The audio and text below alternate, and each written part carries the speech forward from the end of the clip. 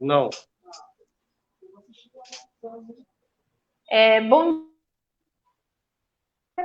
e nós estamos aqui hoje para apresentar essa live sobre a pesca esportiva no estado do Maranhão, o potencial econômico dos municípios maranhenses.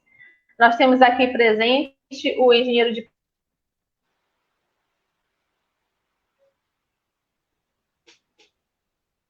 lá na Sagrima, e temos o nosso que é engenheiro civil e dono que é uma empresa de pesca esportiva. Palavra para você, depois para o Eduardo, é o tempo que eu preparo os slides aqui do Eduardo.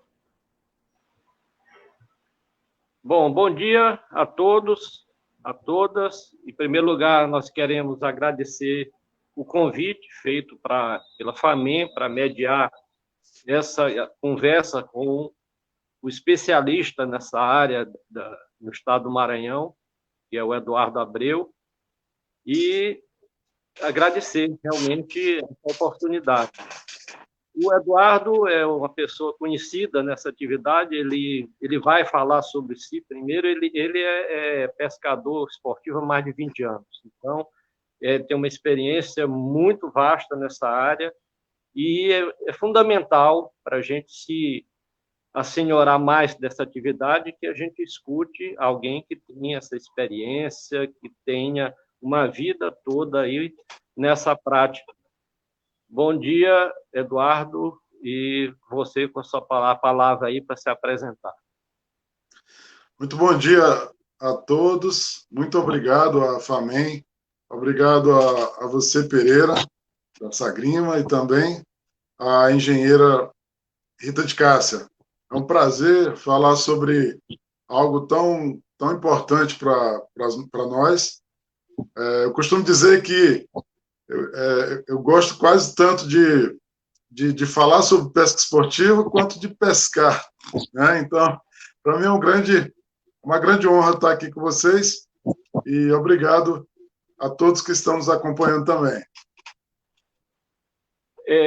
Eduardo, no seu entendimento, o que se entende como pesca esportiva? Que atividade é essa que o mundo inteiro canta e decanta como uma atividade promissora? Uma ótima pergunta, Pereira.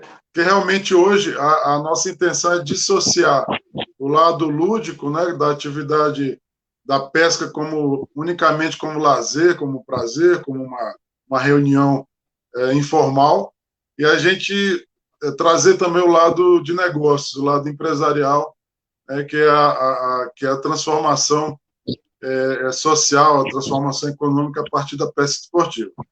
Mas, em linhas gerais, a pesca esportiva é uma atividade outdoor, ou seja, ao ar livre, em que você vai testar suas habilidades, né, utilizando equipamentos específicos para desafiar o peixe. E isso se faz invariavelmente na companhia de amigos ou familiares, com contato extremo com o meio ambiente e valorizando sempre o caráter preservacionista. Ou seja, o peixe é valorizado ao final da disputa e ele volta ao seu ambiente, ele é solto. É a prática do pesca e solte. Então, esse é um contexto bem claro, assim, bem fácil das pessoas entenderem. A pesca esportiva se faz com linha, com vara, com anzol, com iscas artificiais. Não se pesca esportivamente, não é entendimento da atividade, a pesca com tarrafa, com rede, com outros apetrechos. Então, isso é um diferencial importante também. E ela agrega diversas atividades em volta da própria pesca em si, né? Então, como eu falei, é até um motivo de reunião e de desafio das habilidades e do comportamento do peixe. Pronto, aí. E quais os números desse segmento? Quais os números que você poderia apresentar para a gente? Pereira e Rita, os números são grandiosos, né? A gente pode falar que no Brasil ela cresce ao ritmo de 18% ao ano, É uma atividade que gera aí, que movimenta acima de 3 bilhões de reais ao ano. Nosso mercado ainda está, apesar de números grandiosos, nosso mercado ainda está em crescimento, uma fase um pouco acima da embrionária. Pesca esportiva no Brasil não tem mais do que, de uma maneira mais conhecida, mais reconhecida, não tem mais do que 30 anos. E é um setor que envolve diversos elos da cadeia produtiva. Aí. Temos rede hoteleira específica, temos produção de barcos, temos a produção dos equipamentos específicos também. Nós temos mão de obra capacitada, treinada, qualificada. Então, eu costumo dizer, a cadeia da pesca esportiva ela vai desde o anzol até o avião, porque tem a logística, tem o meio de transporte através do qual os turistas pescadores se deslocam, né, dentro do país. Então, são números muito grandes. No mundo, a gente pode falar dos Estados Unidos, que tem um movimento anual previsto de 115 bilhões de dólares. Né? Então, nosso mercado, 3 bilhões de reais, o deles 115 bilhões de dólares, com muito menos peixes do que nós temos. Então, a gente tem um horizonte muito grande ainda para galgar. Eduardo, países como os Estados Unidos, você citou agora, o Serviço de Administração das Áreas Protegidas dos Estados Unidos, ele preconiza, dentro do sistema das unidades de conservação e de proteção integral, o estímulo ao exercício da atividade da pesca esportiva como um atrativo para visitação e interação social, para que as pessoas se sintam também como que essas áreas também lhe pertencem e são uma área de proteção da natureza. Outros países de qualquer ideologia, tipo Cuba, por exemplo, o maior parque ecológico de Cuba, eles usam a pesca esportiva como um atrativo para visitação. Existem lagos, por exemplo, aqui na região dos nossos irmãos aqui da Argentina, em que Bariloche, por exemplo, os lagos são utilizados com uma frequência de centenas de milhares de pescadores esportivos no ano inteiro. Outros países, tipo Canadá, Austrália. Então, é uma gama de países que utilizam a pesca esportiva como um dos segmentos de proteção, inclusive para as unidades de proteção integral.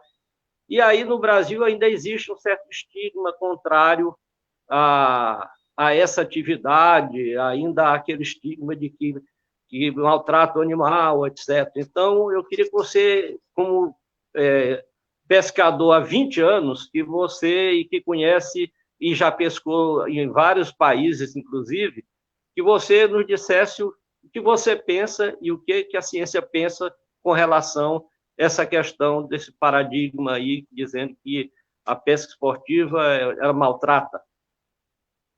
Okay. Muito bem colocado, Pereira. A gente tem muito a evoluir quanto a essa questão dos parques também e do entendimento para a sociedade. Eu não sou biólogo, eu sou engenheiro, mas além de ser pescador esportivo, eu sou consultor de pesca esportiva e convivo diariamente com diversos biólogos, ictiólogos. E a gente tem uma preocupação muito grande com a questão do estudo sobre o que eu vou falar em minhas palestras, em meus trabalhos. Então, o que a ciência diz? Né? Não vamos partir para achismos e nem para subjetivismos também. A ciência, não é o Eduardo Abreu que está falando, é a ciência, eu vou apenas reproduzir. Os peixes, eles são os organismos vertebrados, mais com sistema nervoso mais rudimentar, mais rústico que existe. Entre os vertebrados é o mais rústico, mais primitivo. O que isso quer dizer? Significa que as terminações nervosas de um peixe, elas não são iguais, estão muito longe de serem parecidas com as terminações nervosas e com a sensibilidade de um mamífero. Por exemplo, o mamífero está no topo da evolução no que tange a sistema nervoso, a vascularidade, a nervos, etc. Então, são organismos completamente diferentes. Isso significa que as terminações nervosas de um peixe, elas estão concentradas na região da medula espinhal e indo até o córtex cerebral, como toda espécie. Porém, com uma atividade muito menor na periferia dos extremos do peixe. Ou seja, boca, por exemplo, é um local do peixe que tem muita cartilagem, tem muita pele, né, algum osso, né, osso também muitas vezes, e muito pouca sensibilidade, muito pouco estímulo sensorial. Então, esse é o ponto de vista científico. Os peixes, eles não sentem dor, eles não têm o estímulo da dor como nós humanos, sentimos. Nós não podemos transferir para o peixe a mesma ideia de sensibilidade que um ser humano tem ou que um mamífero tem. Bom, isso é o que a biologia nos ensina. Agora, partindo para um campo mais amplo, várias pesquisas científicas já foram realizadas, e aí eu posso citar duas últimas, uma feita em Edimburgo, na Escócia, e outra realizada no Wyoming, nos Estados Unidos. Ambas foram feitas com trutas e eles inseriram um ácido na boca da truta e aguardaram para observar o comportamento dela com o passar do tempo. E essas trutas no aquário transparente, eles observaram que em tempos diferentes elas reagiam esfregando a cara no aquário, né, tentando reagir àquilo. A conclusão do estudo é que a truta, naquele caso, ela estava reagindo a um estímulo relacionado com um formigamento na boca, algo que a incomodava, mas que não chegava a ser um estímulo de dor. Então, a conclusão de ambos os estudos, um disse que a truta tem nociceptores que podem levar a um estímulo similar à dor, e o outro concluiu que é apenas uma reação alérgica do próprio organismo, mas que a truta não sentia o que estava acontecendo. Então, esses estudos servem para dizer o seguinte, que nós não temos a certeza de que um peixe sente dor na região da boca ou dos extremos dele, ok? E indo, por último, à parte prática da coisa, a gente vai observar que os peixes, eles se alimentam de organismos vivos. Os peixes que são alvo da pesca esportiva são os peixes carnívoros. Então, eles se alimentam de camarões, de caranguejos, eles se alimentam de outros peixes, eles se alimentam de uma série de organismos de rio e de mar que estão vivos e que têm proteção, se protegem contra isso. Tem ferrões, são animais que têm veneno, e são animais que reagem ao serem atacados. Então, os peixes eles estão atacados constantemente na região da boca. Eles sofrem laceração, eles sofrem corte, eles sofrem invasão, eles sofrem uma série de lesões que, se o organismo dele respondesse à dor e tivesse uma sensibilidade conforme nós humanos entendemos, ele não se alimentaria por dias e dias até que ele ficasse curado daquilo, que ele se sentisse bem, voltasse a comer. Isso não seria viável do ponto de vista de sobrevivência. Então, o organismo dos peixes se adaptou ao estilo de vida e ao estilo de alimentação deles. A gente tem algumas imagens aí para mostrar isso. Eu não sei se a engenheira Rita consegue mostrar esse slide. A gente consegue mostrar o slide do sistema nervoso, engenheiro? Eu vou tentar aqui, porque eu quero até pedir desculpa ao pessoal. Okay. A internet aqui na família está muito ruim. Eu estou evitando falar para não atrapalhar a transcrição de vocês, mas eu vou tentar aqui passar. Está na apresentação 1 ou 2. Tá certo, ok. Tá então, Pereira, eu não sei se ficou claro, mas A questão é que nós atribuímos ao peixe uma realidade sensorial que ele não possui, que é típico do ser humano, né? Atribuir sentimentos e atribuir reações humanas aos animais e a outras coisas, até objetos e outras coisas até inanimadas. É uma tendência natural do ser humano. Mas o que a ciência diz é que não sente dor e provavelmente não sente por tudo que eu explicitei, que eu explanei, né? É muito comum você ver um peixe engasgado, entalado, com alguma coisa na boca, e a boca já rasgada, dilacerada, e aquilo ele consegue se resolver, ele consegue facilmente, ele consegue passar por aquela etapa e já está comendo minutos, horas depois, ele já está comendo de novo. Então, isso tem que ficar muito claro. A ciência esclarece que não existe essa relação de sensibilidade com o peixe. Pronto. É isso que eu queria mostrar. Primeiro, tá um pouquinho para trás aí. Fazer a parte, Está para trás. Nos slides ela está para... Isso, aí. Perfeito. Então, essa é a evolução do cérebro das espécies, né, conforme a ciência. Vocês podem ver ali que os peixes estão entre os seres menos desenvolvidos, os mais rústicos, e tem um motivo isso, é exatamente para eles superar essas dificuldades da natureza. Então, peixes, depois anfíbios, depois répteis, depois nós temos as aves, os animais mamíferos em geral e os seres humanos. Pode passar o próximo, engenheiro. Ok, era isso que eu estava falando. Vejam só como os peixes se alimentam, né? Eles se alimentam de outros peixes, às vezes até maiores que eles, como bagres, que tem ferrão, como a primeira ilustração. Eles se alimentam com peixes que têm, o segundo caso ali, peixes com escamas, mas que tem também ferrões. O exemplo disso é o peixe-pedra. Ele serve de alimentação para vários outros peixes, né? Nós temos situações em que o peixe se alimenta de organismos muito maiores do que ele, como a última, né? Tem também parasitas na boca do peixe. Esses parasitas que vivem na boca do peixe, em alguns casos, parasitas enormes. Imagine a sensação de dor que ele deveria sentir, deveria se incomodar e até morrer, né? Não sobreviver. Então, eu acredito que isso é importante, que as pessoas reproduzam, que a sociedade entenda, que a sociedade adquira mais conhecimento sobre isso. Obrigado, engenheiro. Eduardo, tem algum outro Obrigado, slide? Rita. Pois não.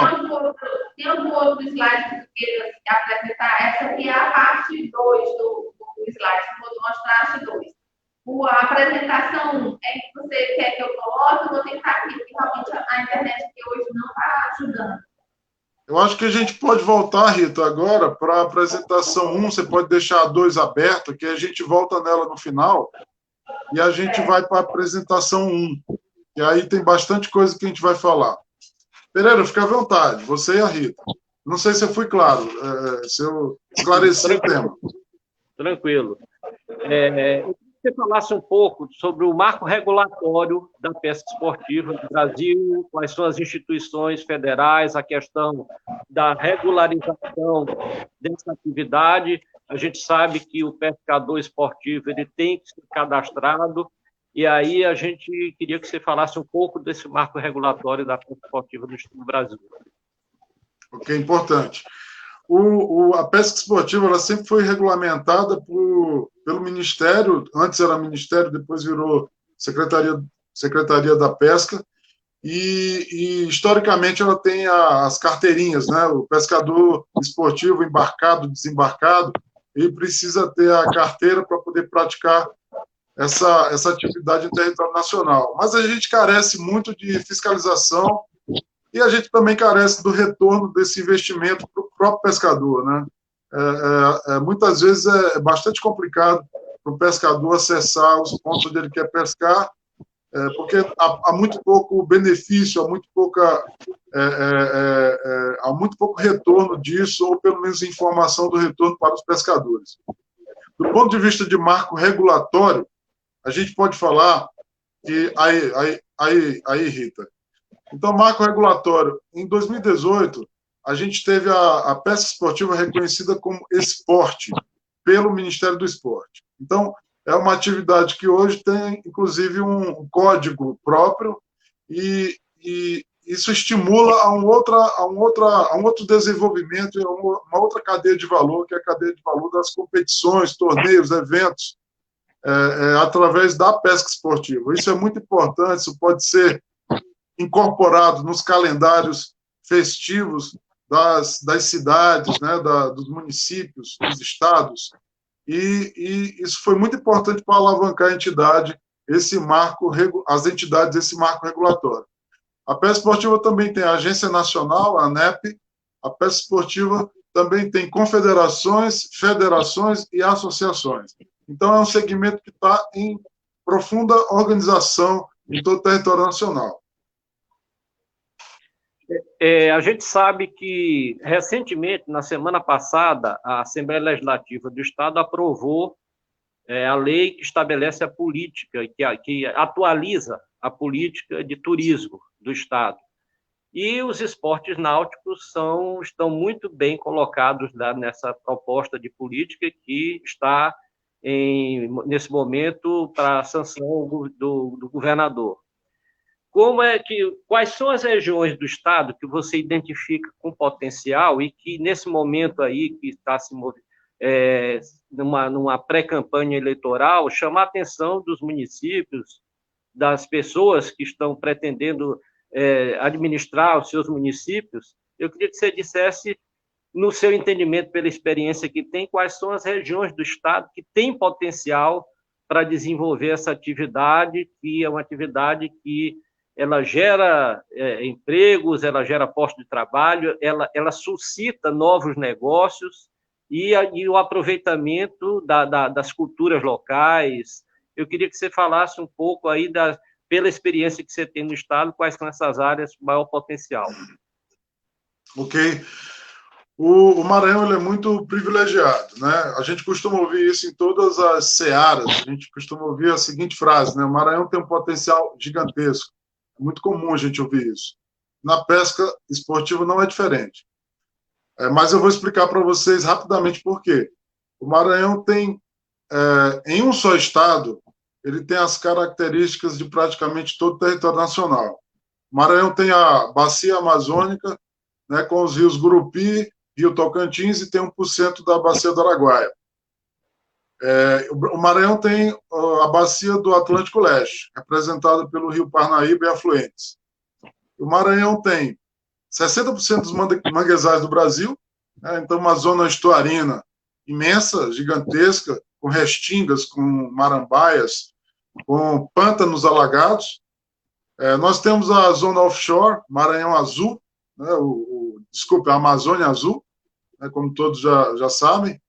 E nós temos ainda lagos, represas, rios estaduais, como Itapecuru. Nós temos represas, barragens, represas, lagos e lagoas naturais e artificiais. Então, isso configura o Maranhão com uma gama de espécies de valor para a pesca esportiva que é extremamente representativo. Em torno de 95% a 99% das espécies de interesse para a pesca esportiva no Brasil estão no Maranhão. Então, você não precisa praticamente sair do estado para pescar nenhum peixe em outro estado.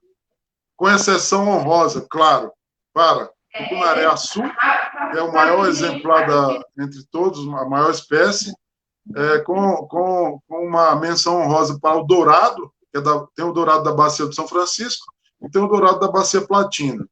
E do surubim pintado, né? Nós temos o caixara, temos o caparari, mas nós não temos o surubim pintado, que também é da Bacia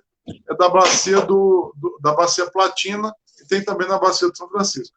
Então, com essas honrosas exceções e mais algumas poucas, todos os outros peixes de interesse da pesca esportiva nós temos no Maranhão. Então, isso está... Os biomas maranhenses, todos eles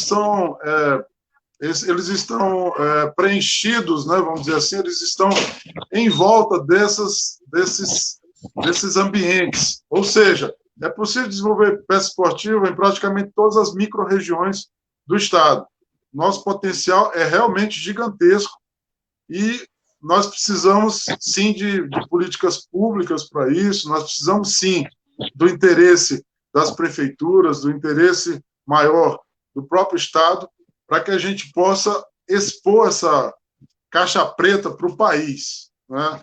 Então, há muito que se fazer, mas nós temos o potencial necessário para transformar a realidade das comunidades tradicionais, dos ribeirinhos, a realidade do próprio ambiente de negócios da região, da rede hoteleira, da rede gastronômica, das atividades afins que vêm junto com a pesca esportiva, Pereira, porque onde a pesca esportiva, e Rita, onde a pesca esportiva chega, geralmente ela chega primeiro, porque o turista dessa modalidade, ele gosta de ir para áreas remotas, que tem ainda muitas espécies, muitos peixes, e o que isso motiva?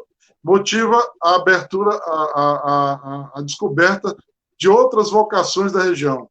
Aí você tem junto, vem o camping, né, acampamento, vem junto as atividades outdoor, como caminhadas, trekking, aí vem junto o caiaquismo, vem junto uma série de outros, kitesurf, observação de animais, observação de pássaros, passeios turísticos, tudo isso vem junto com a pesca esportiva. Ela é o abre-alas para um conjunto de atividades que desenvolvem uma região. E qual o impacto dessa atividade, por exemplo, para as comunidades ribeirinhas e para a pesca profissional, que também é uma das discussões que existe, que a pesca esportiva pode prejudicar a pesca profissional artesanal, que pode prejudicar as populações ribeirinhas. Queria que você falasse um pouco sobre isso. Bom, existe esse debate, essa discussão, mas é exatamente o contrário.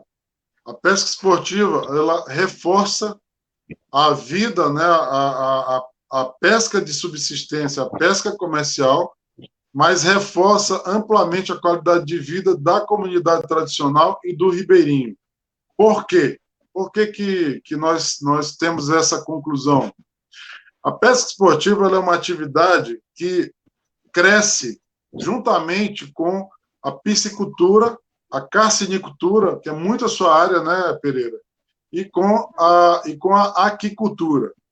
Ou seja, nos projetos bem implantados de pesca esportiva, essas atividades entram como consorciadas para beneficiar primeiro a comunidade, para que, num segundo momento, se comece a implantar a pesca esportiva. Como a pesca esportiva preserva, o pescador esportivo ele vai, visita a região, ele movimenta a região, deixa os recursos lá, deixa dinheiro lá, vem embora e só traz fotos e vídeos. O que acontece? O peixe, que em outras épocas se transportava e se matava, o peixe continua lá, nativo, continua enriquecendo a cadeia.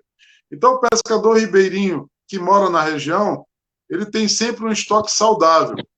Então, se houver outras políticas públicas que o ajudem nesse processo, se existir uma forma de se atuar para que se dê assistência técnica, para se organize esse público em cooperativas, para que se estabeleça técnicas, sejam estabelecidas técnicas de manejo dos estoques pesqueiros, a tendência é aumentar a quantidade, a oferta de peixe, melhorar a qualidade de vida do pescador ribeirinho e transformar toda a região, conforme eu já falei várias vezes. Nós, como consultores de pesca esportiva, temos técnicas de manejo, né? Nós temos técnicas de manejo para implantar, para aplicar nessas comunidades ribeirinhas, que vai aumentar a oferta de peixe para o extrativismo natural. Vai aumentar, não vai reduzir. Nós não vamos restringir as comunidades a terem acesso ao que elas costumam ter, mas nós vamos aumentar a oferta desse pescado de uma maneira inteligente, né? Também utilizando a ciência de novo. E, além disso, a comunidade ainda vai ter a possibilidade de se beneficiar do cultivo dos peixes, dos camarões e das ostras, que a gente sempre recomenda em nossos trabalhos que a pesca esportiva seja implantada junto com as cooperativas de criação dessas proteínas animais em cativeiro. Quando você diz que a pesca esportiva é o abre alas para indução de desenvolvimento local. Isso se dá quando ela chega primeiro, ela induz o que a gente chama de organização de um sítio de turismo de pesca. Então, pela sua experiência, em quanto tempo a gente pode inferir que essa atividade passa a fazer captação a partir da implantação desses sítios?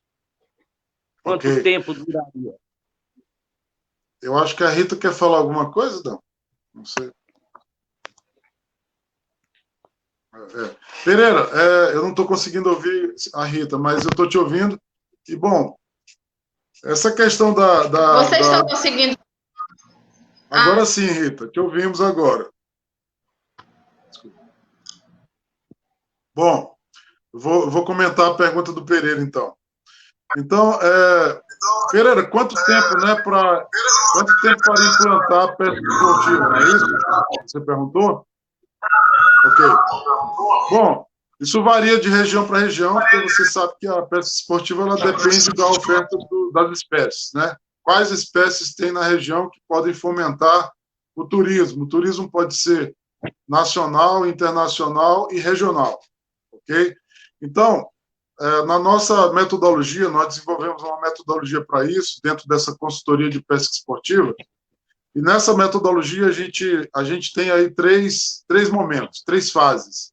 A primeira fase é a identificação e diagnóstico vocacional da região, da cidade ou da região onde se quer implantar a pesca esportiva.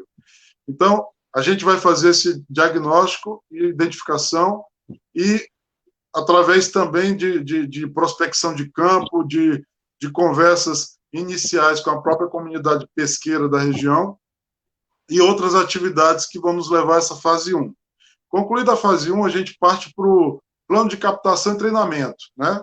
A gente vai organizar toda a cadeia a cadeia produtiva em torno desse turismo, dessa atividade da pesca esportiva. E ainda nós vamos ter audiências públicas, vamos conversar com as entidades de classe, vamos conversar com ribeirinhos, vamos conversar com comunidades tradicionais, com todo o empresariado da região, com os interessados em ingressar na atividade, e a gente vai organizar, dar treinamento, capacitar e explicar. E o terceiro passo é o plano de marketing, que é exatamente para chamar a atenção do público vocacional, né, aquele público que foi identificado como que pode ser o elemento consumidor da região.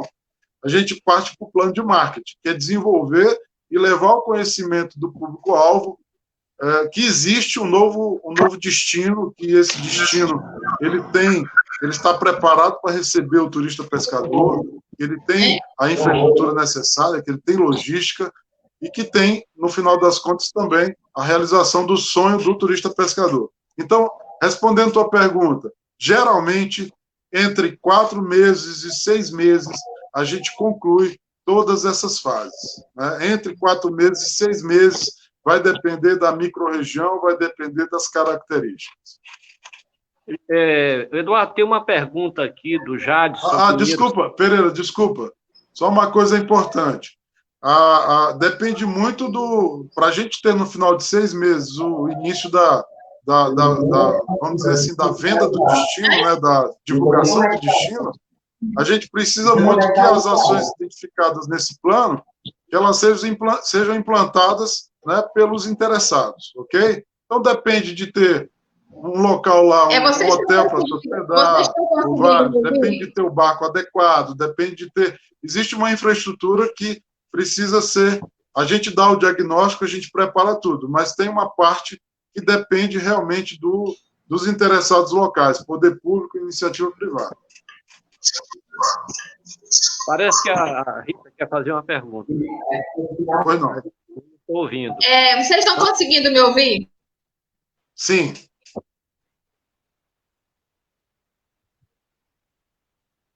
Sumiu de novo. Sumiu de novo. Não estamos ouvindo, congelou, né? Uma pergunta do Jadson Pinheiro Santos. A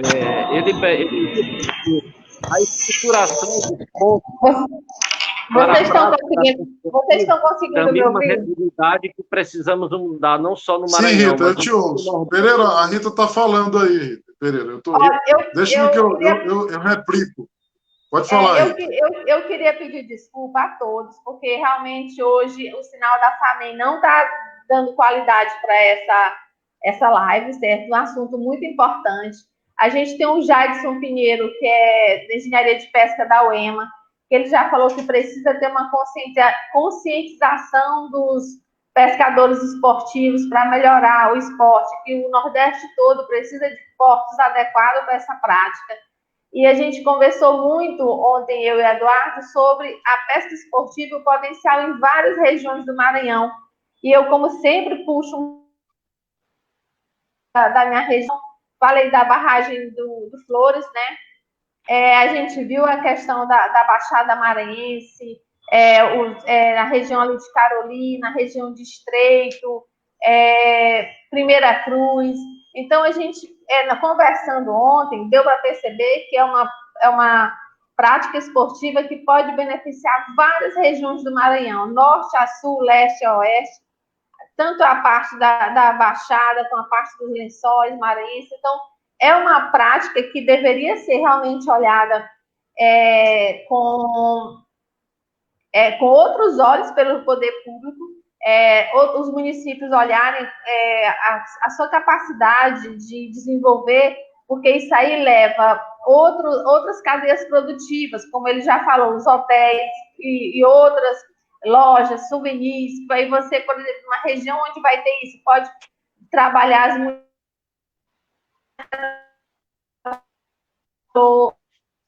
nessa prática. Então, são vários fatores que ajudam a economia.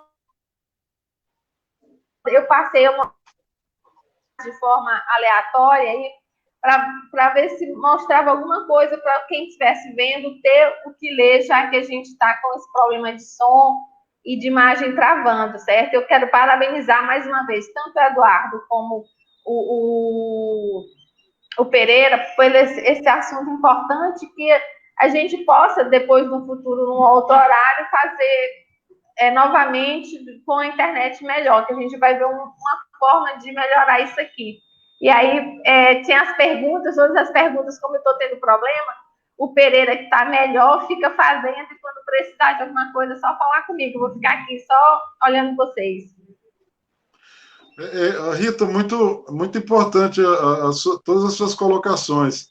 E nós estamos à disposição sempre que você precisar, sempre. Eu adoro falar de pesca esportiva, eu gosto tanto quanto de pescar, eu disse isso no início. E se você puder colocar na tela aí o mapa das micro-regiões do Maranhão, que está na minha apresentação, a gente pode contextualizar um pouco melhor para quem está nos vendo. É um mapinha do Maranhão que você deve ter. Pereira, fique à vontade. Tranquilo.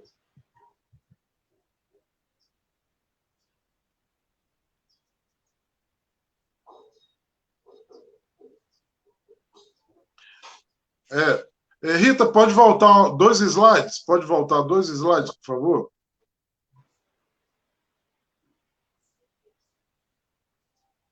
Consegue voltar 2 slides, Rita? Acho que congelou lá, né, Pereira? De novo? Eu acredito. Pronto. Então, eu vou falar em cima desse slide aí que os amigos estão vendo.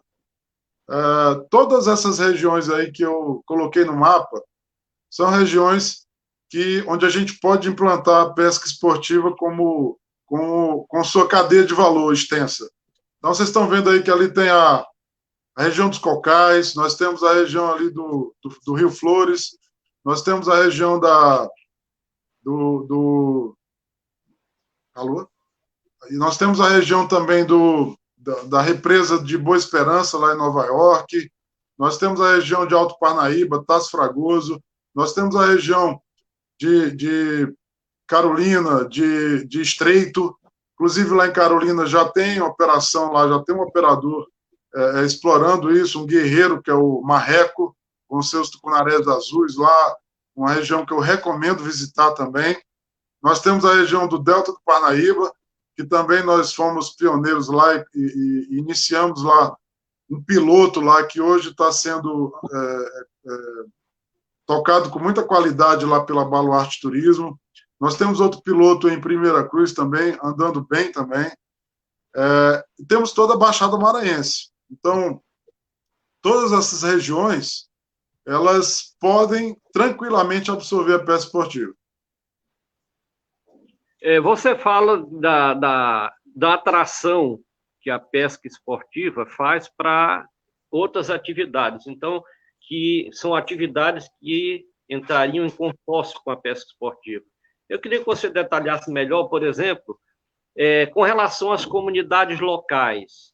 Quais são? Porque se fala muito, será que isso aí não é como é que eles chamam? Não é esporte para rico, que não inclui as pessoas do lugar, que é uma atividade que usa a natureza local em detrimento do conjunto da população? Eu queria que você falasse como se dá a participação das populações locais nesse processo.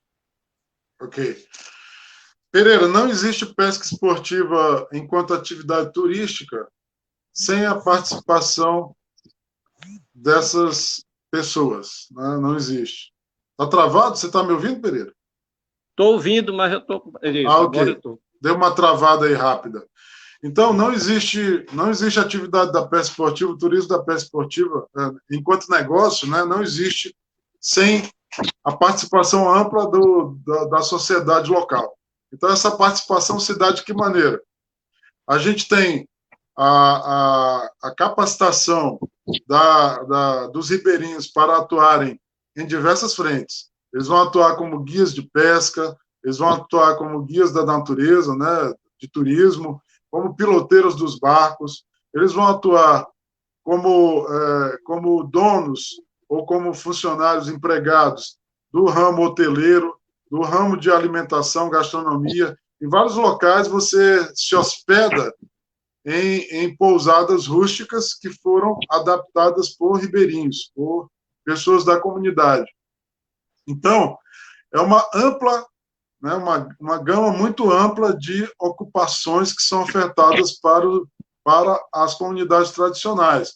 Catadores de iscas, no caso de quem usa de operações de trabalho com iscas vivas, né? Nós temos ainda a atuação dos proprietários de embarcações que alugam suas embarcações. Nós temos a parte de educação ambiental. Então, a gente leva para dentro das escolas, dessas comunidades, o aspecto preservacionista, né? Então, a gente tem também um lado de atuação e de trabalho para que se gere trabalho, para que se gere informação, e a partir dessa informação se gera mais cargos, por exemplo, de professor da rede pública, né? Do ponto de vista de ecologia, de estudos ambientais, de meio ambiente, de sustentabilidade. Então, é uma cadeia muito ampla, fora o que a gente já falou do empresariado em geral, nós já falamos das atividades afins que vêm junto. Então, enquanto você tem um barco na água, atendendo um grupo, uma família que está pescando, você tem uma outra parte dessa família que está fazendo passeios naturais. E essa família está consumindo alimentação, está consumindo lanches que foram feitos pela comunidade ribeirinha, você está consumindo o combustível que é do posto local, que emprega alguém da comunidade ribeirinha, você está utilizando o hotel, como já foi dito antes, que tem também pessoas da comunidade empregadas. Então, não existe pesca esportiva, turismo de pesca esportiva sem a valorização dos moradores locais. É impossível, eu não vejo.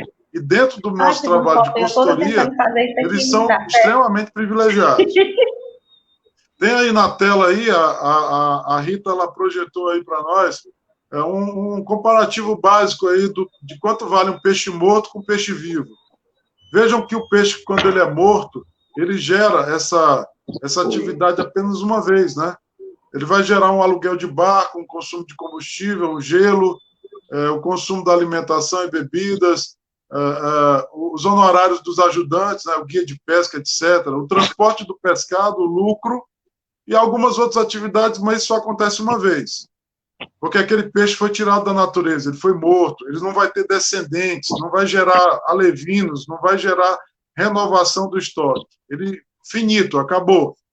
Agora, o peixe vivo, você faz isso com ele várias vezes. Ele está lá, ele se reproduz, ele cresce, ele chama atenção, ele vai ser pescado várias vezes.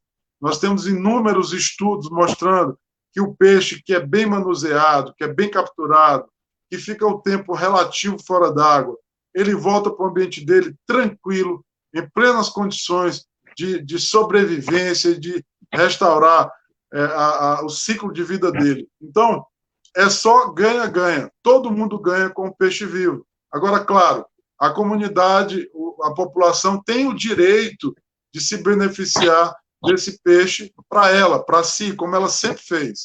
Mas, junto com isso, vem com a cadeia de transformação da realidade dela, social e econômica.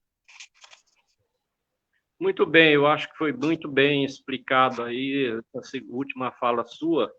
E aí a gente perguntaria qual é a perspectiva que você vê para desenvolvimento dessa atividade no Estado como negócio. Como é que o que você visualiza para o Maranhão em termos de usar não só como lazer, como uma atividade de esporte, de lazer, de turismo, mas de negócio. Como é que você vê isso para o Maranhão?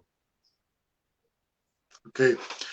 Pereira, a gente precisa no Maranhão de um conjunto de... A gente precisa criar um ambiente propício. A gente precisa criar um ambiente de negócio da pesca esportiva. Isso vai depender de várias coisas, né? Várias coisas. A gente, como eu te falei, a gente dá consultoria na área, a gente tem isso bem claro, né? Tem isso bem definido. Mas algumas coisas são muito importantes. Então, uma delas precisamos criar a infraestrutura. Algumas regiões têm, outras não têm. Então, o que é essa infraestrutura? É algo mirabolante? Não, não é.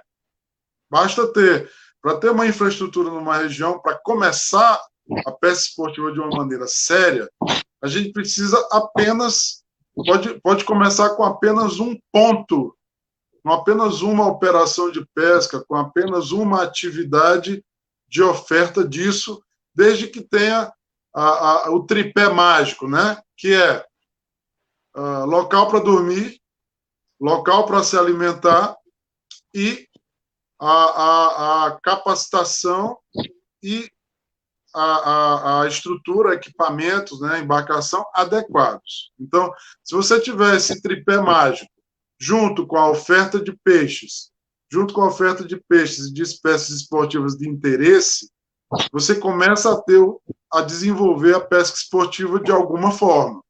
Não é o ideal para se começar, mas é o básico para se começar.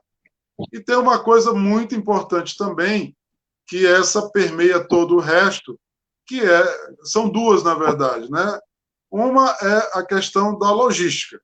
Você tem que ter uma logística que permita para aquele turista, e o turista pescador vai em qualquer lugar que tenha peixe, ele vai em qualquer lugar. Agora, essa logística, por vezes, pode ficar cara demais para se comercializar uma situação, um pacote. Então, é necessário que hajam estradas, e nisso nós estamos bem, porém, a gente precisa dar manutenção em algumas delas, né?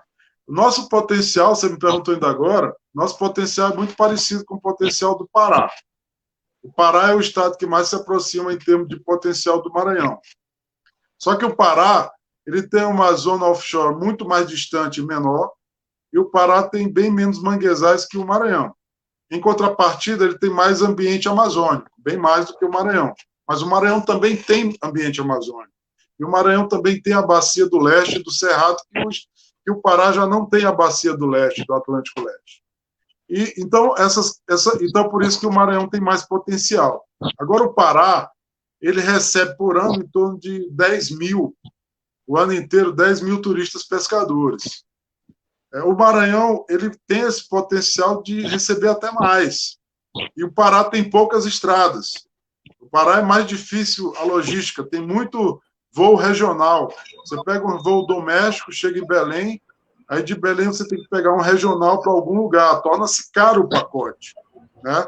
Em volta de Belém tem alguns pontos que se pesca, aí fica mais perto. Mas para os locais mais distantes, você tem que ter um voo regional, porque não tem estrada. Já nisso, nós estamos numa situação melhor. Nós não precisamos tanto assim de voos regionais, né? Os pacotes se tornam mais baratos. O Pará, ele recebe 10 mil mais ou menos por ano, desculpa. O Maranhão tem esse potencial e é até maior. Mas vamos dizer que o Maranhão consiga se estruturar para receber 5 mil por ano. 5 mil pescadores por ano.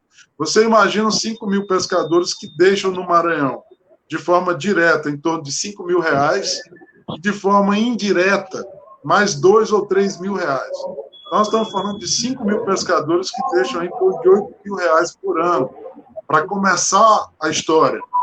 E rapidamente, com esse poder público interessado, atuante, nós podemos agregar valor e crescer exponencialmente nos primeiros 2, 3, 4 anos. Rapidamente se capacitando para receber 10, 15 mil, quem sabe até 20 mil.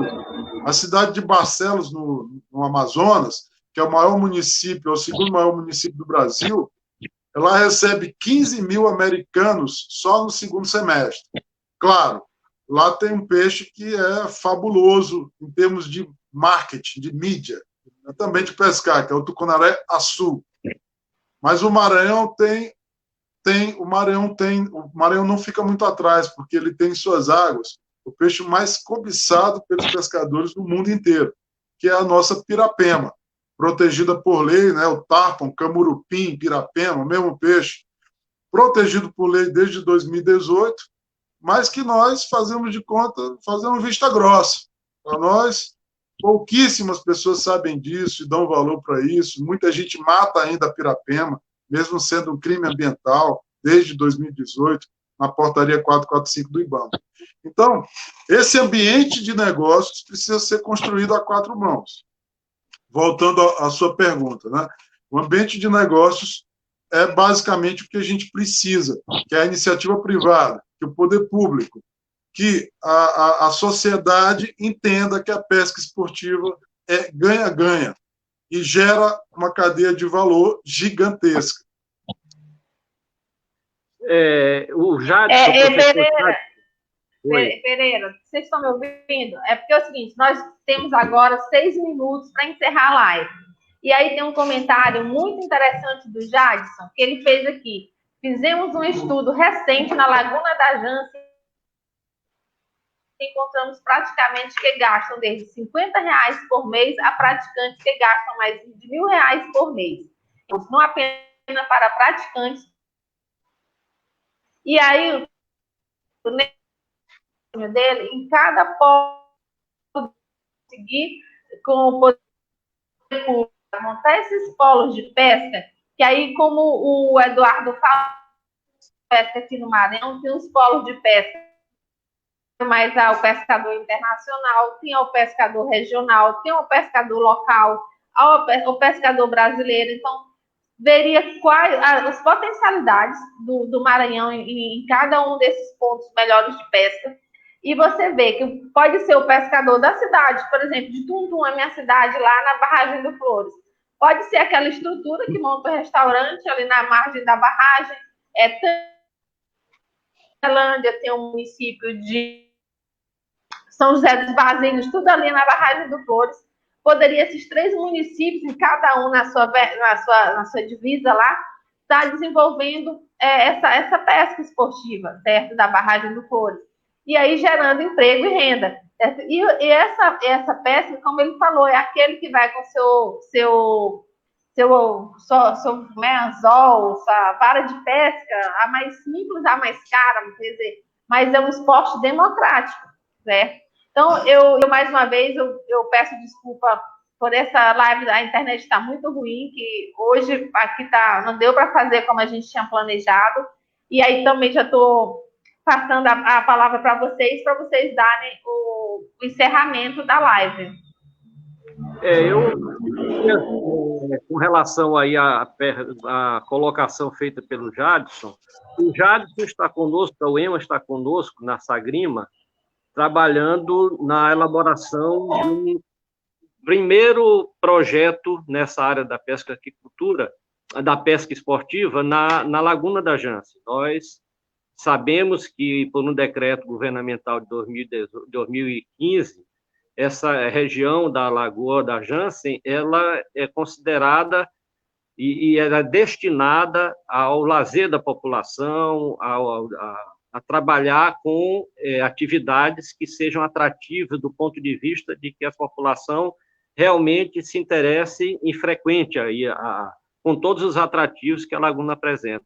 Então, nós estamos com a Secretaria de Governo e com a colaboração de inúmeras entidades, por determinação do nosso secretário, Sérgio Delmiro, da gente elaborar esse primeiro projeto. Está em curso a elaboração dessa proposta de implantar uma unidade piloto, um sítio de pesca esportiva piloto na Laguna da Jance. Aí eu quero, de antemão, aí, de agradecer a oportunidade que a FAMIM está dando para que a gente possa suscitar em todo o Estado essa questão dessa alternativa interessante para o Estado, e principalmente no momento em que a gente está passando aqui, se Deus quiser, já concluindo a nossa passagem por essa pandemia, e a gente, no novo normal, a gente identificar atividades que realmente possam gerar postos de trabalho, gerar renda para a população e ser mais uma alternativa de aproveitamento de um desses potenciais,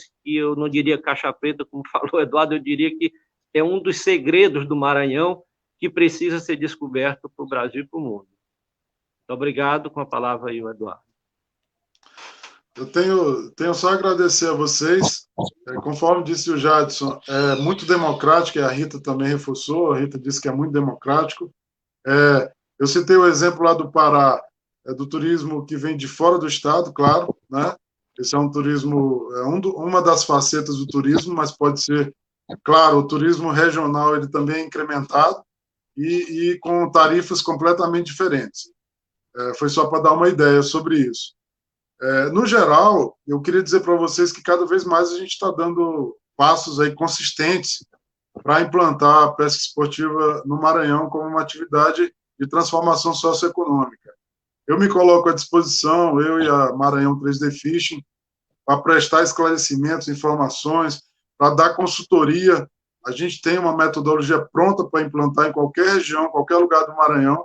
Como vocês viram, provavelmente nós temos condições de desenvolver a pesca esportiva de várias formas e em todo o território. E eu só tenho a agradecer o espaço. Mais uma vez, foi um prazer enorme estar com vocês e falar sobre pesca esportiva. E me chamem novamente, a gente tem muito assunto ainda para uma próxima pauta. O que vocês quiserem, a gente consegue agendar para a gente poder debater e trazer mais luz, mais conhecimento para as pessoas. Inclusive, sobre a atividade da pesca de subsistência e comercial no Maranhão, a gente tem alguma coisa a contribuir também. Muito obrigado a todos. Eu agradeço a todos e a gente vai verificar depois um outro horário que a gente descubra aqui que a internet fique melhor aqui na FAMEM e a gente continuar com esse papo sobre a pesca esportiva, porque é muito importante a gente mostrar os vários caminhos que o Maranhão tem para se desenvolver, para que a gente possa sair dos piores índices econômicos, dos piores IDHs, de tudo. Porque eu, como profissional, como técnica, como engenheira agrônoma, eu fico muito triste quando eu vejo o meu estado com os piores índices, mostrando os menores índices de tudo, certo? E também estou fazendo parte de um grupo de mulheres que a gente resolveu dar voz ao Maranhão. E aí também isso vai certo? E outras lives. Porque ontem eu converso.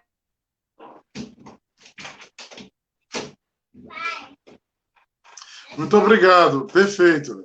Eu quero agradecer a todos também. Acho que congelou de novo o áudio da Rita. Pois obrigada. Pereira, muito obrigado a você, a Rita e a Famem. Muito obrigado por tudo, pelo espaço e pela oportunidade de trazer o nosso trabalho e nossa crença aí.